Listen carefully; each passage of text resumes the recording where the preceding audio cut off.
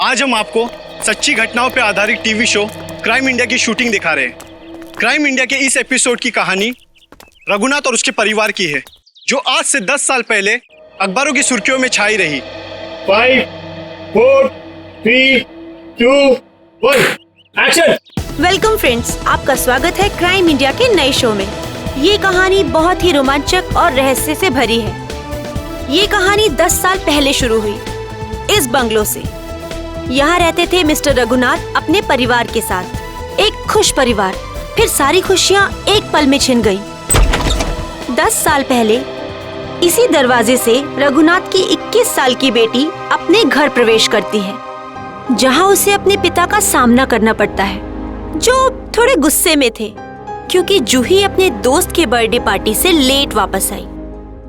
पिता की प्रताड़ सुनते ही जूही अपने पिता को समझाने की कोशिश करती है कि पार्टियों में तो अक्सर देर हो सकती है, उसमें इतना अपसेट नहीं होना चाहिए। रघुनाथ अपनी बेटी की बात सुनते ही चिल्लाने लगते हैं। जूही पिता का डर सह नहीं पाती। वो अपनी भरी आंखों से अपने कमरे की तरफ भागती है। कमरा बंद किए बिना खाए पिए जूही सो जाती है। इसका हम नाट्य रूपांतरण करते हैं। मम्मा, पापा, मम्मा,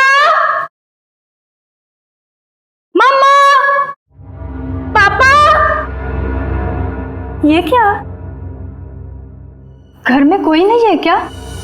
ऐसा तो कभी नहीं होता है। मम्मी, मम्मी, पापा, ये क्या? यहाँ पर भी कोई नहीं है। कहीं बेडरूम में तो नहीं है? मम्मी, पापा, मम्मी, पापा, ये क्या? कहाँ गए सबके सब? मम्मी, मम्मी, आप यहाँ पर हो? मैं कितनी परेशान हो गई थी पता है? मम्मी, मम्मी,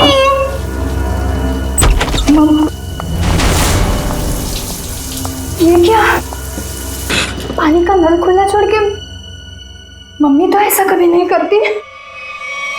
मम्मी, पापा, राहुल, राहुल, राहुल, राहुल। अरे राहुल को स्कूल छोड़ने गई होगी मम्मी।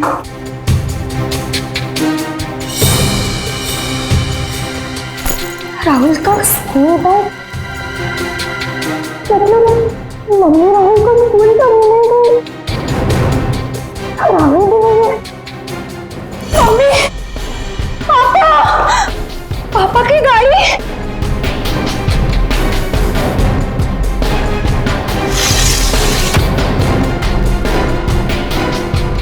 पापा की गाड़ी तो यही है। पापा तो ऐसा नहीं करते कभी। पापा। उस दिन से आज तक जूही को अपने माता पिता और भाई के बारे में कोई खबर नहीं मिली। कहाँ खो गए वो तीनों? लेकिन जूही अपनी आखिरी याद अब तक नहीं भूल पाई है।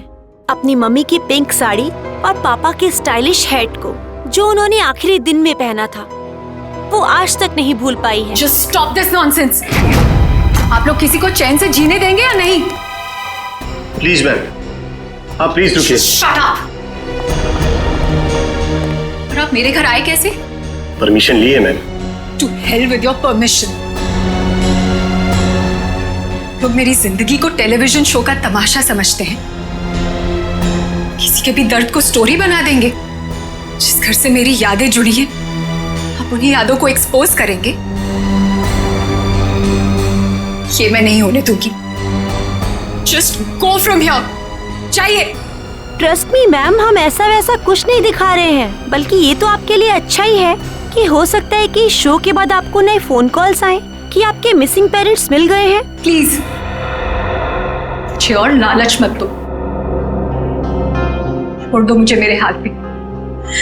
I said just go from here. Sir, live telecast चल रहा है, आप गलत ना समझे मैं। हम पूरे मसले को बहुत सेंसिटिवली हैंडल कर रहे हैं। सर समझाइए मैम को प्लीज।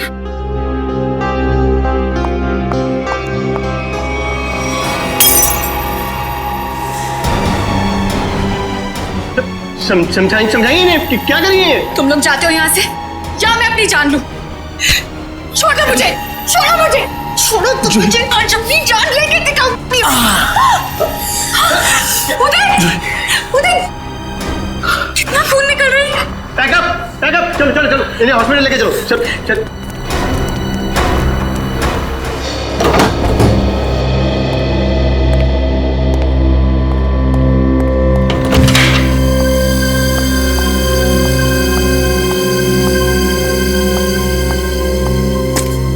तुम बैठो, मैं तुम्हारे लिए हल्दी वाला दूध लाती हूँ, थोड़ा आराम मिलेगा। छोड़ो आराम आराम, इतनी फिक्र करती हो तो अपने गुस्से को कंट्रोल में रखना सीखो। मरने मारने पर उतर आई उस वक्त। तो फिर क्या करती? वो लोग मेरे घर वालों की इज्जत के साथ खिलवाड़ कर रहे थे, मेरे जख्म को रेत रहे थे। मेरे इमोशंस को कभी समझते ही नहीं हो। ऐसा नहीं है, नहीं समझता मैं तुम्हारे इमोशंस।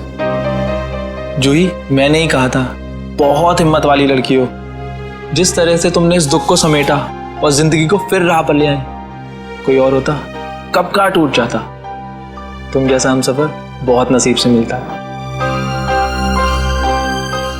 और तुम जैसा हस्बैंड भी हर लड़की को नहीं मिलता। इसी बात पर दूध नहीं, ग्रीन टी हो जाए। ठीक है, बैठो, मैं अभी लाती हूँ।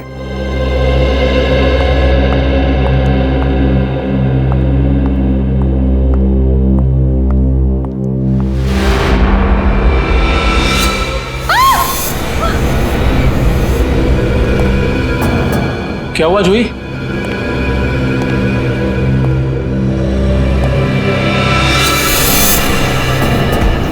क्यों लगता है कि ये हैट आपके पापा का है? कोई निशानी, कोई पहचान? ये उनका फेवरेट हैट था। मैंने बचपन से उन्हें यही हैट पहनते देखा था। देखिए जूही जी, प्लीज बुरा मत मानिएगा, लेकिन इससे ये प्रूव नहीं होता कि ये हैट आपके पापा का है। कोई खास दूसरी पहचान, कुछ भी? उदय, इन्हें पापा के वो सारे फोटोज दिखाओ जिनमें उन्होंने यही हैट पहना था।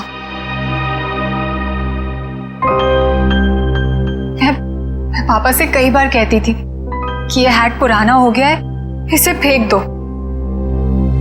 पापा कहते थे मेरा सर भी पुराना हो गया है, उसे भी फेंक दूं क्या?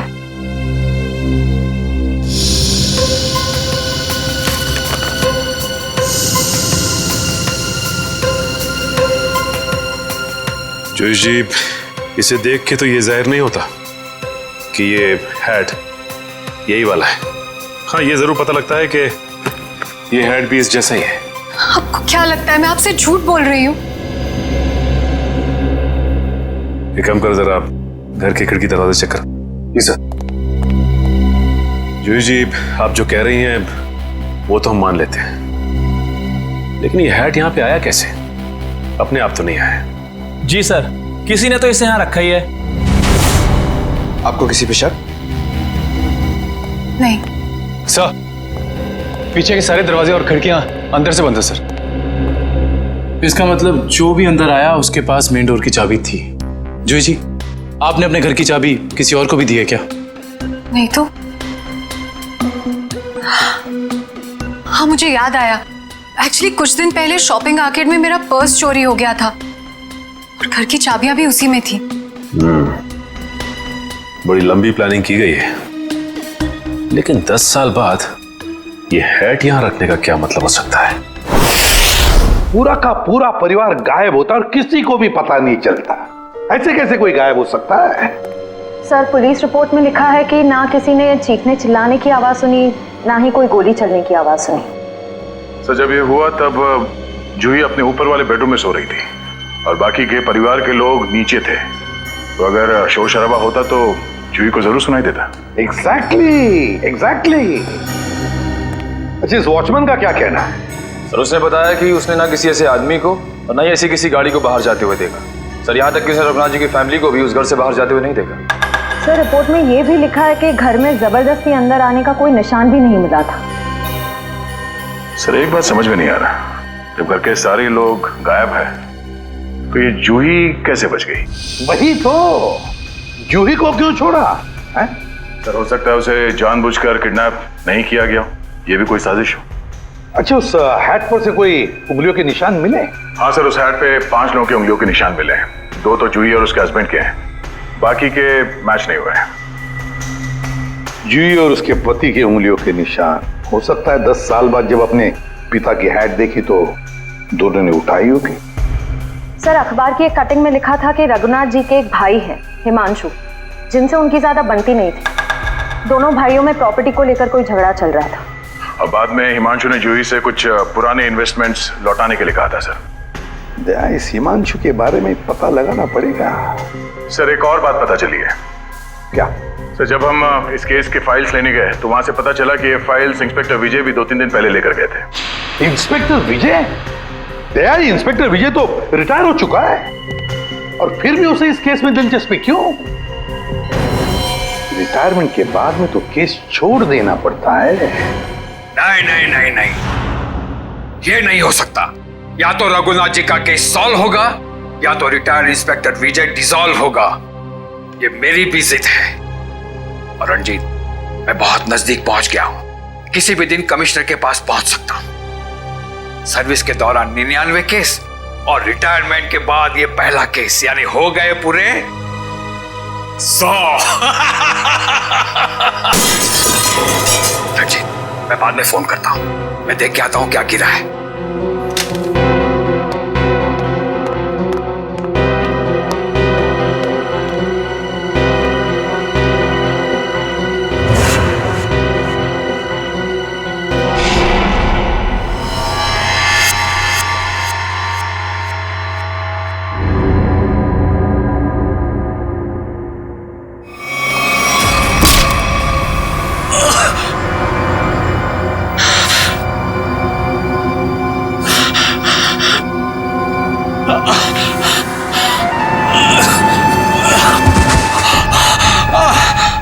इंस्पेक्टर विजय, शायद तू भूल गया है कि अभी तो इंस्पेक्टर नहीं है, रिटायर्ड इंस्पेक्टर हो गया है।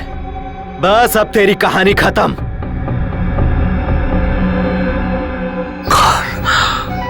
कौन हो तुम? बहुत ठोका था ना मुझे, अभी तक मेरी हड्डियां बोलती हैं। बस अब बस, चार्जशीट भूल जा, फाइल भूल जा। क्यों दबे हुए केस को हवा दे रहा है? बंद कर दे वो केस, बंद कर दे।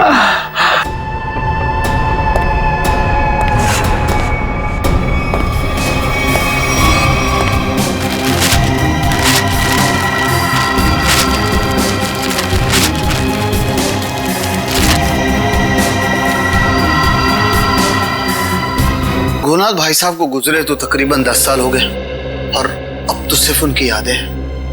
हम जानते हैं जो भी हुआ, लेकिन उनके केस के बारे में कुछ नई बातें सामने आई हैं, तो सोचा क्यों ना आपसे ही पूछ लें। नई बातें आप लोगों को पता चली है और आप पूछना मुझसे चाहते हैं? आप कुछ टेंशन में लग रहे हैं। मैं टेंशन में नहीं तो, दरअसल भाई साहब को गुजरे इतने साल हो गए और आज आप लोग आए भाई साहब के बारे में इंक्वायरी करने के लिए। चलिए उनके बारे में नहीं तो आप ही के बारे में बात कर लेते हैं।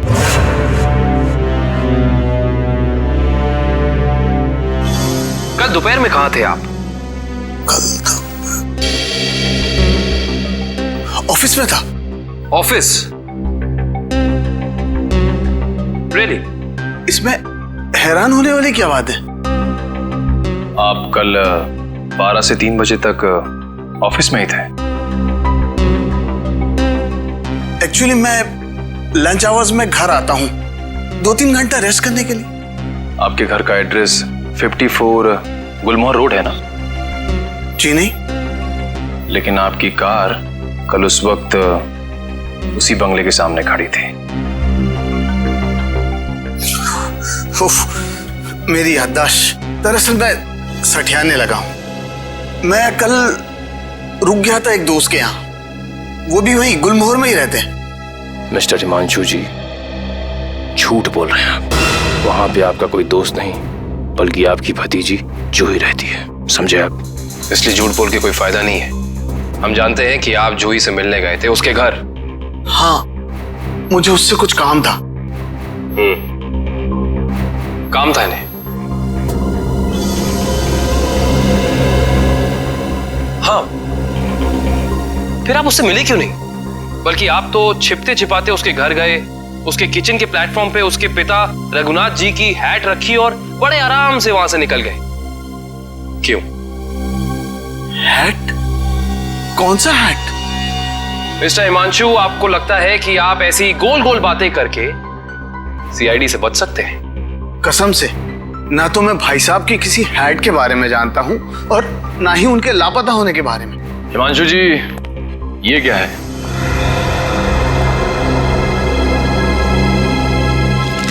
बॉन्ड्स है, मेरे ही है। यही चुराने गया था मैं वहां। बॉन्ड्स? हिमांशु जी, आप अपने ही बॉन्ड्स चुराने गए थे? मिस्टर हिमांशु, आप क्या बचपन से ही ऐसी बेफिजूल की पहेलियां बुझाते रहते हैं? पहली नहीं, सच कह रहा हूं। मैंने और भाई साहब ने मिलकर इन्वेस्ट किया था इनमें, लाखों के है। भाई साहब लापता हो गया और जूही कब्जा करके बैठ गई, दे ही नहीं रही थी। क्या करता, अपनी ही चीज चुरानी पड़ी। हिमांशु जी, चलिए मान लिया एक पल के लिए कि आप सच बोल रहे हैं, लेकिन मैं सच ही कह रहा हूं, लेकिन एक बात आप लोगों को बोलना भूल गया। जैसे ही मैं बॉन्ड्स लेकर वहां से निकल ही रहा था कि अचानक दरवाजा खुलने की आवाज आई। मैं घबरा कर छुप गया। मुझे लगा कि शायद उदय या जूही होंगे, लेकिन कोई और ही था। कौन था? मैं उसका चेहरा तो नहीं देख पाया, सिर्फ पीठ ही देख पाया। लेकिन इतना तो तय है कि वो उदय नहीं था, क्योंकि वो उदय से काफी लंबा और तगड़ा था। बाल लंबे थे, जैकेट पहन रखी थी और शायद जीन्स थी। अच्छा, और कोई खास बात याद है आपको? कोई खासियत, जैसे उसे भीड़ में देखे तो पहचान लें? हाँ, उसके शूज क्रोकोडाइल लेदर के थे। Crocodile leather?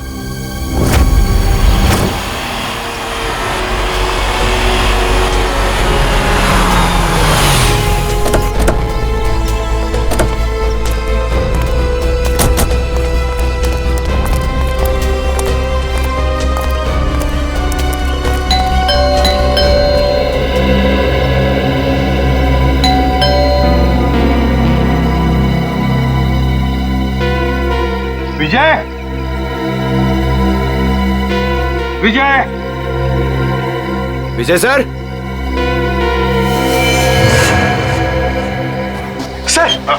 सर दरवाजे में से धुआं आ रहा है सर। माय गॉड, दुष्यंत दरवाजा खोलो। विजय, विजय, विजय, विजय, पेपर जल रहे हैं, जल्दी से बुझा दें। Yes sir. Vijay, Vijay sir.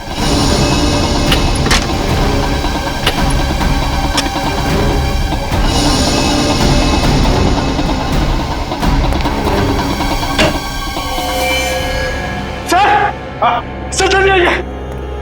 क्या हुआ पंकज? Oh my god. विजय,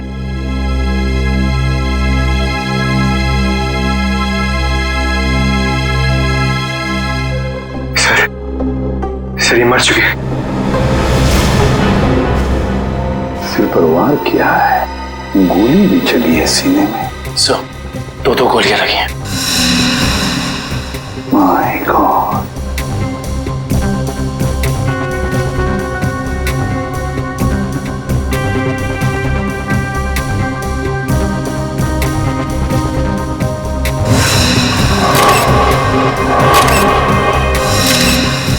पंकज, पलटो इन्हें।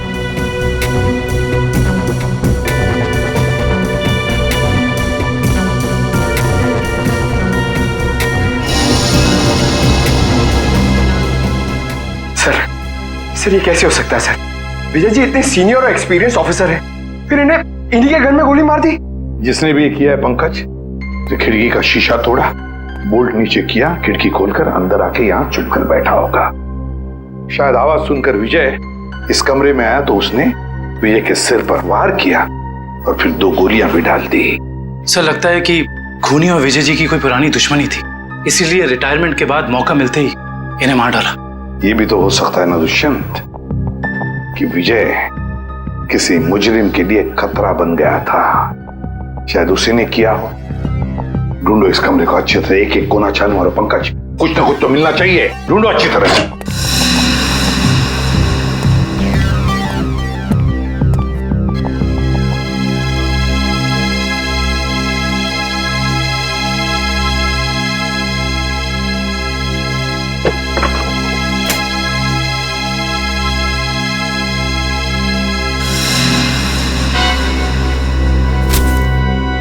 सर हाँ ये देखिए, रघुनाथ जी की केस फाइल, लेकिन इसमें कोई पेपर नहीं है सर। बाकी सब केस फाइल के पेपर्स हैं।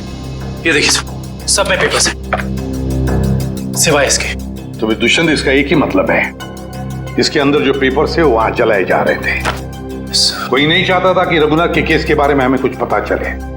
सर हाँ सर, विजय जी का मोबाइल मिला और आखिरी कॉल उन्होंने किसी अनुज को किया था। तो फोन करो इस अनुज को।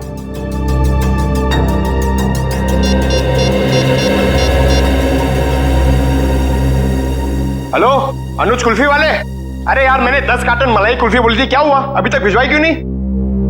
क्या कुल्फी वाले नहीं हो तो फिर कौन हो तुम? मॉडल?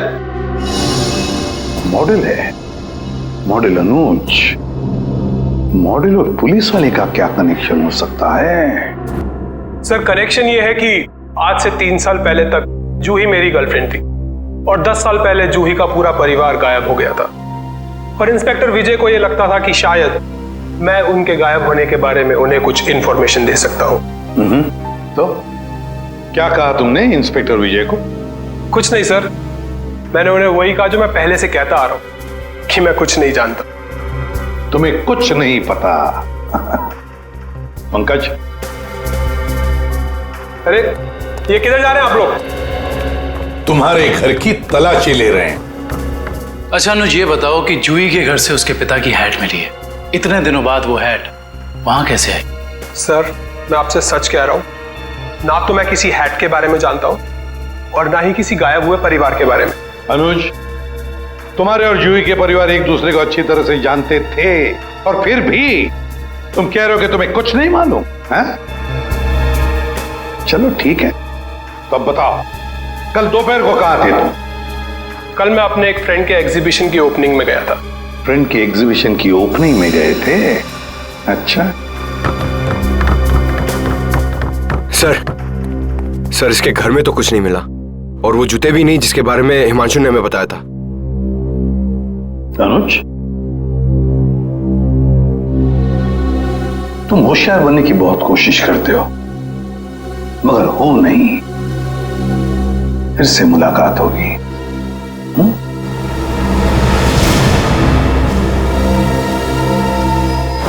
तो समझ में नहीं आ रहा ये आदमी चाहता क्या है। जो एक तरफ वो जूही के घर में हैट रखता है और दूसरी तरफ विजय को मारकर केस के फाइल्स, पेपर्स और फोटोज मिटा देता है।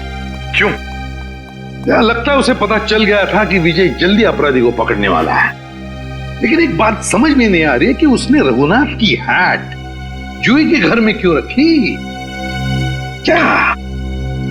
क्या सोच रहा है वो? कोई ना कोई चाल तो जरूर है दया, इसके पीछे कोई ना कोई चाल तो है। ये केस कुछ ज्यादा ही उलझा हुआ है सर। वैसे विजय के काम करने के तरीके को मैं अच्छी तरह से जानता हूं। वो सारे के सारे अंडे एक ही टोकरी में कभी नहीं रखता।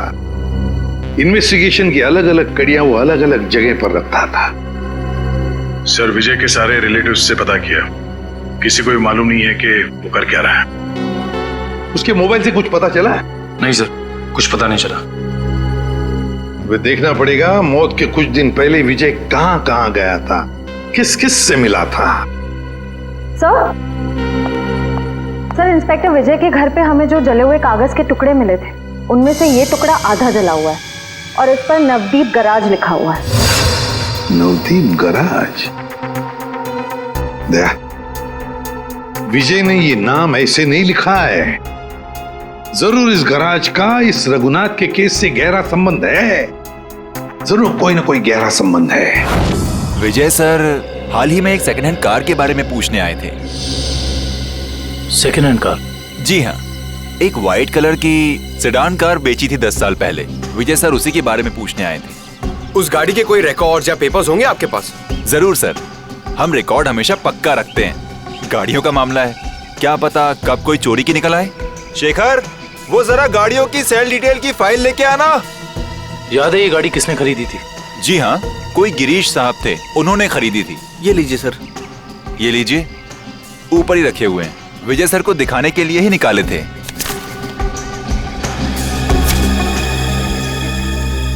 ये देखो, ये कार 14 अप्रैल 2004 को बेची गई थी।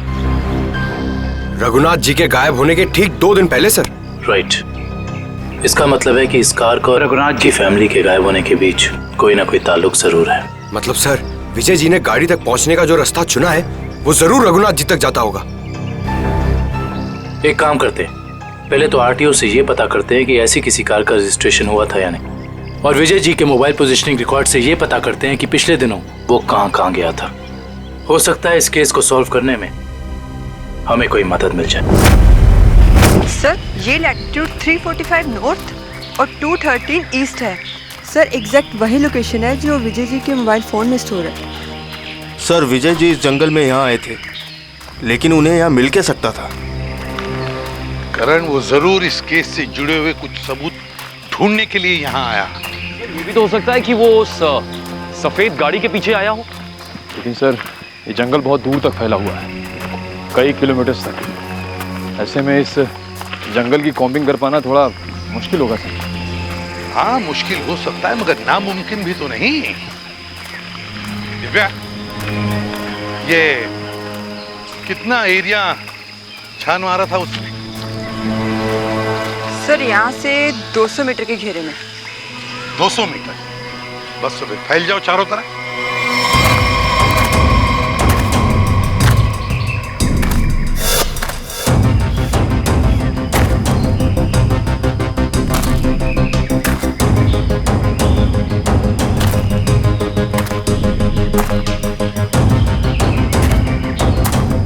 सर।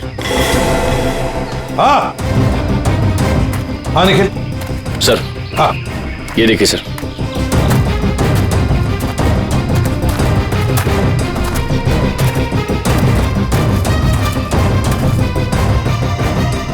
MS01 Y 5371। सर, ये तो वही सफेद कार है जो उस गैरेज से बेची गई थी। देखो जरा, गाड़ी साफ करो अच्छी तरह से।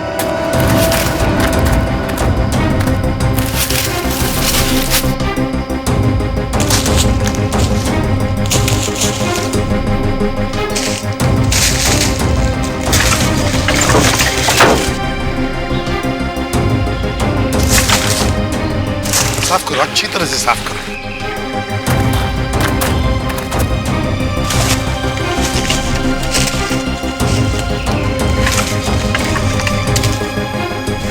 सर। हाँ सर, ये गाड़ी इतनी ऊपर खाई से नीचे गिरी कैसे होगी? एक्सीडेंट हुआ होगा। मगर सर, अगर जूही का परिवार इस गाड़ी में था तो इस गाड़ी में कुछ तो होना चाहिए, कंकाल वगैरह। पूरी गाड़ी खाली है सर। सर, 10 साल हो गए, कीड़े सब खा गए होंगे अंदर। हाँ, मगर केविन कुछ तो मिलता, कुछ तो मिलता है ना। एक काम करो, ये गाड़ी के अंदर जितने भी धूल मिट्टी है सब इकट्ठा करो। करण, जाकर वैक्यूम क्लीनर लेके आओ। सर, ऐसा भी तो हो सकता है कि वो लोग कभी गाड़ी में थे ही नहीं। केविन, ये भी तो हो सकता है कि गाड़ी के अंदर जितने भी परिवार वाले थे उनकी लाशों को कहीं और फेंक दिया और गाड़ी को यहाँ खाई में लाकर नीचे ढकेल दिया।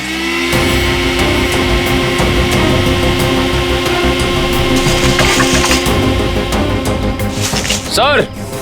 हाँ, ये देखिए सर, लॉकेट। सर ये तो जूही की माँ का लॉकेट है। बिल्कुल ऐसा ही लॉकेट मैंने उन्हें एक फोटो में पहने हुए देखा है। जूही की माँ का लॉकेट? जी।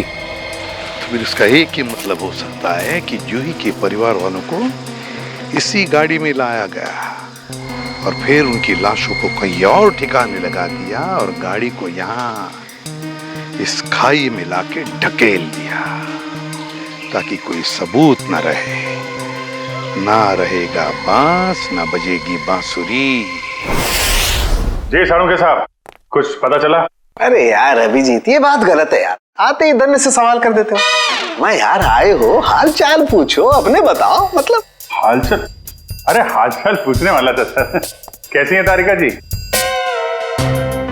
अरे भाई साहब, मैं अपने बारे में बात कर रहा हूँ भाई। मेरे भी तो हालचाल पूछ सकते हो ना यार। आपके? हाँ, क्यों? हाँ, क्यों नहीं। आपके हालचाल कैसे हैं आप? हाँ, मैं अच्छा हूँ। ये हुई ना बात।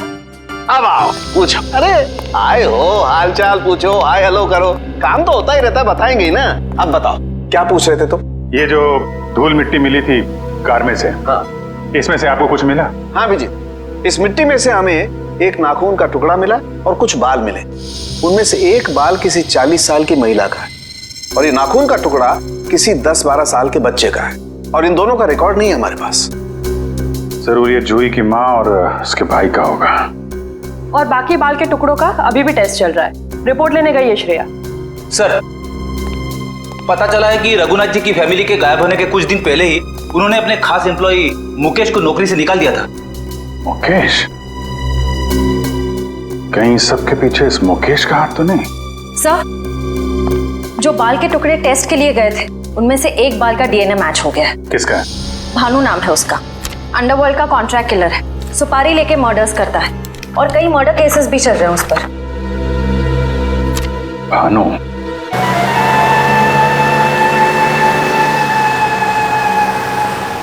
मुकेश, तुम्हें पूरा यकीन है ये बाइक वाला आदमी भानु ही है?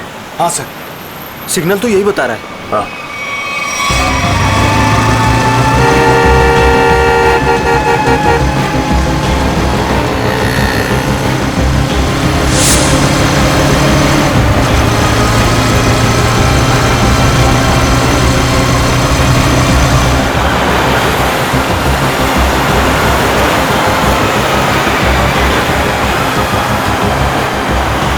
अचानक गायब कहाँ हो गया? दिखाई नहीं दे रहा। ओह माय गॉड! सर, गोली चली यहां से। सर, गोली चली यहां से।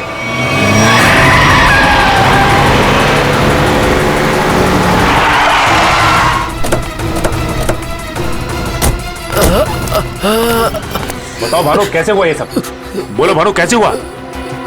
बोलो Bhanu. Tiger point. Tiger point पे क्या भानु? भानु! माय गॉड, ये तो मर चुका है।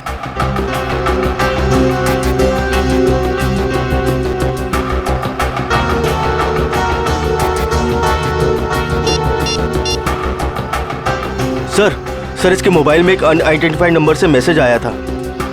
एक मिनट।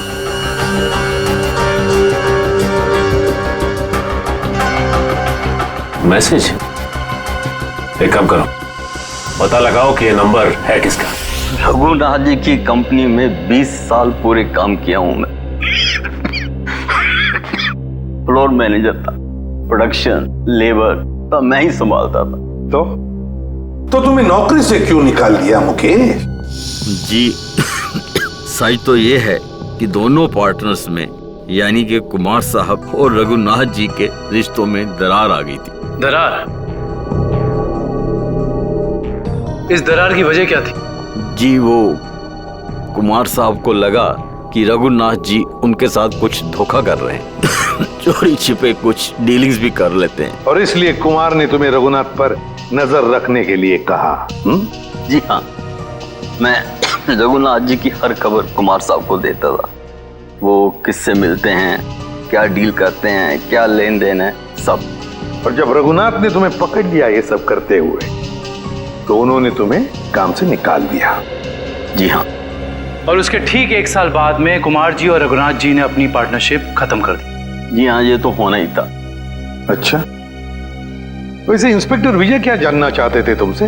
जी वो कुमार साहब के एक्सीडेंट के बारे में पूछने आए थे, जिनमें उनकी बच्ची और बीवी भी चली गई थी। और इंस्पेक्टर विजय को ऐसा लगता था कि ये एक्सीडेंट नहीं बल्कि एक मर्डर है। और जब पार्टनरशिप रही नहीं तो मर्डर की भी बात नहीं आती? जी, दोनों पार्टनर अलग भी इस तरह हुए जैसे रजामंदी नहीं थी। और फिर दोनों एक ही बिजनेस में कंपटीशन करने लगे, और वो भी इस तरह की जैसे एक दूसरे को बर्बाद कर देंगे। और हाँ, कुमार साहब की मौत के बाद सबसे ज्यादा तरक्की और फायदा रघुनाथ सेठ को हुआ। कुमार की मौत का सबसे ज्यादा फायदा हुआ रघुनाथ को। सबसे ज्यादा फायदा। इस कुमार फैमिली के एक्सीडेंट के सारे डिटेल्स निकालो, देखे तो सही कि क्या ये वाकई एक्सीडेंट था या फिर। सर, आपको क्या लगता है कुमार की फैमिली की मौत के पीछे क्या रघुनाथ का हाथ था? कविन, रघुनाथ को बिजनेस में कुमार से फायदा हुआ, इसका मतलब ये नहीं कि रघुनाथ ने कुमार को मारा होगा। Okay, thank you so much. लेकिन क्या पता चला एक्सीडेंट के बारे में? सर, मिस्टर कुमार हर रोज की तरह ऑफिस से घर पहुंचे। घर से वो लोग एक रिसोर्ट के लिए निकले। उनकी पत्नी ने एक सरप्राइज वेकेशन प्लान किया था, क्योंकि अगले दिन मिस्टर कुमार का बर्थडे था। वो लोग उसी रिसोर्ट में बर्थडे सेलिब्रेट करने वाले थे। जब ये जा रहे थे, इनका बच्चा भी इनके साथ में था, और उसी दौरान ये एक्सीडेंट हुआ। किस्मत भी अजीब खेल खेलती है, जहाँ एक पल खुशियाँ थीं, अगले ही पल मातम छा गया। सर, लेकिन ये एक्सीडेंट हुआ कैसे होगा? गाड़ी का अचानक ब्रेक फेल हो गया। मिस्टर कुमार की गाड़ी की स्पीड बहुत तेज थी, वो गाड़ी को काबू में नहीं कर पाए और गाड़ी लुढ़कते लुढ़कते खाई में जा गिरी। कार के ब्रेक्स अचानक फेल हो गए। अचानक, बड़ी अजीब बात है। सर, गाड़ी बिल्कुल नहीं थी। मिस्टर कुमार ने एक हफ्ते पहले ही वो गाड़ी खरीदी थी, तो ब्रेक फेल होने का सवाल ही पैदा नहीं होता सर। वही तो सर, ऐसा भी तो हो सकता है कि कुमार की ही फैमिली के किसी मेंबर ने रघुनाथ की फैमिली से बदला लेने के लिए ये सब किया हो। कुमार परिवार की मौत के 20 साल बाद कौन बदला लेना चाहता है? जहां पर एक्सीडेंट हुआ वहां पर मिस्टर एंड मिसेस कुमार की लाश मिली थी, बच्चे की लाश नहीं मिली है ना? एक मिनट। क्या हुआ सर? गाड़ी घुमा लो। काबिन, पता चल गया ये खूनी कौन है।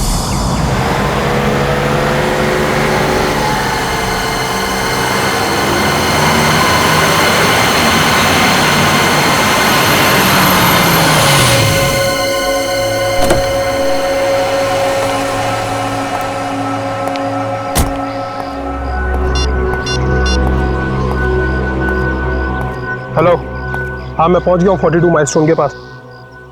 अब क्या करना है? क्या पुल के नीचे 42 माइलस्टोन की तरफ? अच्छा ठीक है।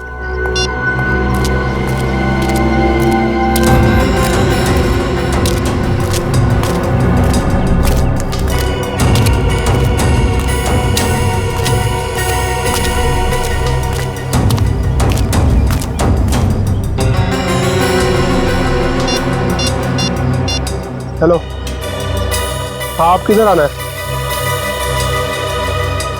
ये लेफ्ट राइट क्या लगा रखा है? पागल समझ रखा है क्या?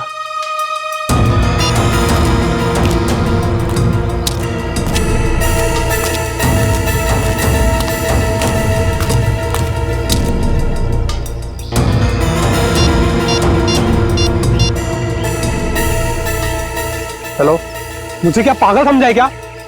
कब से इधर उधर घुमा रही है? चुपचाप सामने आ जा, नहीं तो मैं वापस चला जाऊंगा।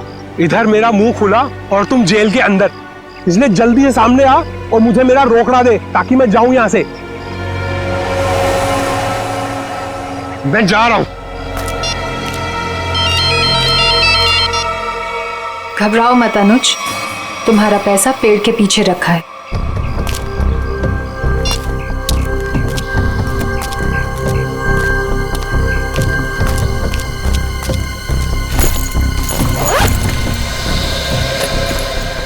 वाह रे वाह, क्या तकदीर है मेरी। तो जैसे सोने के अंडा देने वाली 2-3 और मुर्गियां मिल जाए तो लाइफ सेट। कहो तुम? तुम मेरी चिंता मत करो अनुज, वादे के मुताबिक ये तुम्हारी आखिरी पेमेंट है। अरे बेवकूफ, सोने का अंडा देने वाली मुर्गी को कभी छोड़ता है कोई? अनुज भूलो मत, तुमने वादा किया था। अरे एक ब्लैकमेलर की बात पे तुमने यकीन कर लिया। चलो, थैंक यू।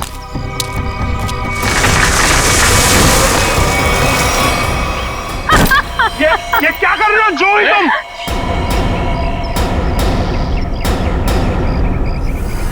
तुम क्या समझते हो अनुज? तुम मुझे ब्लैकमेल करते रहोगे और मैं सहती रहूंगी? हमसे उस्तादी बहुत भारी पड़ेगा तुमको। Shut up. यहाँ वही होगा जो मैं चाहूंगी। सोचो अनुज, अगर मैं तुम्हारा मर्डर करवा दूं, तुम्हारे टुकड़े टुकड़े करके चील कौओं को डलवा दूं, तो यहाँ तो किसी को इस बात की हवा तक नहीं होगी। जैसे तुमने अपनी फैमिली के साथ किया था।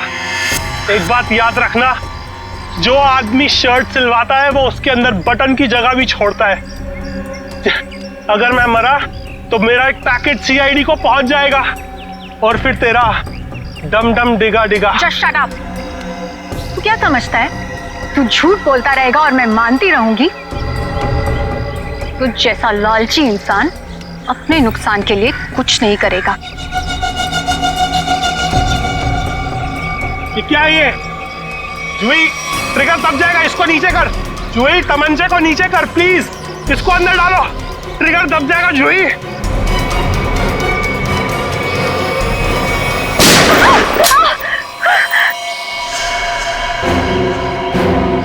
सीपी सर, आप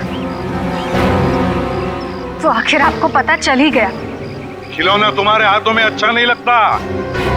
अपने लोगों को कह दो चुपचाप हमारे हवाले हो जाए। देख क्या रहे हो? भून दो एसीपी को।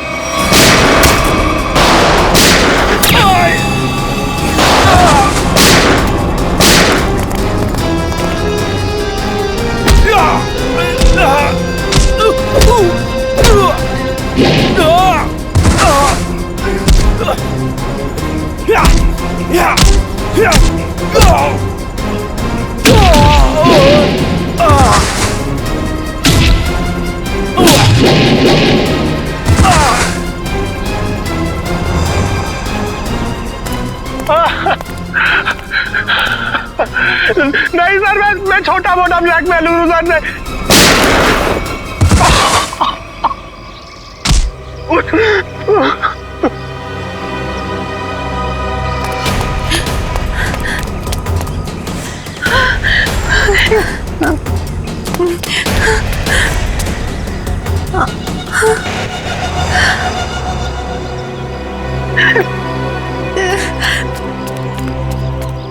देखो इस प्यारी बिटिया को जिसने अपने माता पिता का खून कर दिया।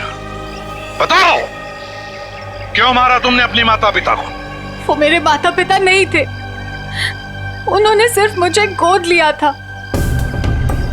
मेरे असली पापा मिस्टर कुमार थे, जिनकी मौत एक कार एक्सीडेंट में हुई, और वो एक्सीडेंट रघुनाथ ने करवाया था। और अपनी माता पिता की मौत का बदला लेने के लिए तुमने रघुनाथ और उसकी बीवी को मारने का प्लान बनाया, और उसके लिए तुमने भानु को पैसे भी दिए, है ना? हाँ, और भानु ने उस काम को पूरा अंजाम दिया। उसके बाद तुमने भानु के हाथों विजय जी को मरवा दिया, और फिर भानु को भी अपने रास्ते से हटा दिया। हाँ, क्योंकि मैं अपने खिलाफ कोई सबूत नहीं छोड़ना चाहती थी। तो सारे इल्जाम अनुज पर आ जाए, है ना? और अनुज, तुम जूही के घर पे रघुनाथ जी की हैट रख के तुमने एक बंद केस को खोल दिया। चोर चोर मौसेरे भाई, वाह रे वाह। लेकिन एक बात याद रखना, मुजरिम चाहे कितना भी चालाक हो, उसका आखिरी ठिकाना तो जेल की चार दीवारी में भी होता है। अब जेल की सलाखों के पीछे सड़ते बैठना फांसी का ऑर्डर आने तक